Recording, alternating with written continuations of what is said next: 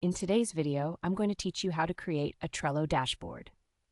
If you find this useful, consider subscribing and liking the video. First things first, you need to log in and open your board. So go ahead and open your browser, then navigate to the Trello homepage at trello.com. Once you're there, sign in using your account credentials. After you've successfully logged in, look for the specific board that contains the data you want to visualize. Just a little tip: to get the most out of your dashboard, make sure your cards already have assigned members, due dates, or labels. This way, you'll unlock more detailed insights in your dashboard. Now that you're on your board, let's move on to accessing the board views. Look at the top area of your screen, right around where your board's title is displayed. There you'll find an option labeled Views. Click on that. Once you click on Views, you'll see a list of different visualization formats available to you.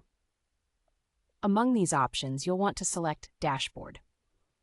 When you click on Dashboard, Trello will instantly generate a visual summary of your board data.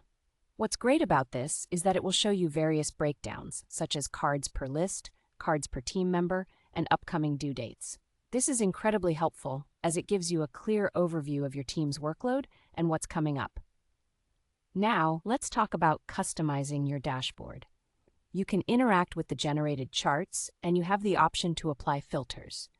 This allows you to focus on specific team workloads and different time frames, so you can really tailor this dashboard to meet your needs.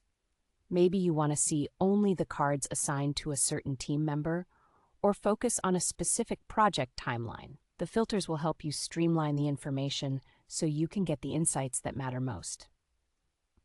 And here's something to keep in mind: if you ever find yourself needing to revert back to the traditional column and card workflow, it's super easy. Just click on Views again. You can select the standard board layout, and before you know it, you're back to your usual setup. Creating a Trello dashboard is not just about visualizing your data. It's about enhancing your workflow and making collaboration with your team so much easier. With a quick glance at your dashboard, you can get a comprehensive overview of tasks, deadlines, and responsibilities all in one place. So that wraps it up for today's tutorial on creating a Trello dashboard. I hope you found these steps helpful and that you're excited to create your own dashboard. Don't forget to apply those filters to really make it work for you and your team's specific needs. Thanks for watching, and as always, if you enjoyed this video, please give it a thumbs up and consider subscribing for more content like this. Happy Trelloing!